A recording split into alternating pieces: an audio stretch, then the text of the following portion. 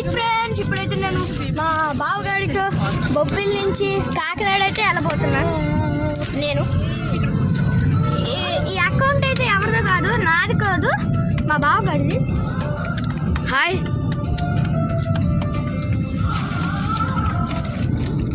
ఇదొక live action.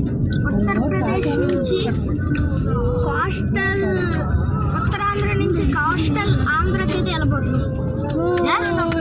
So ఇక్కడ ముందు ఆటోని ఇప్పుడు మేము క్రాస్ చేస్తాం. చూస్తారా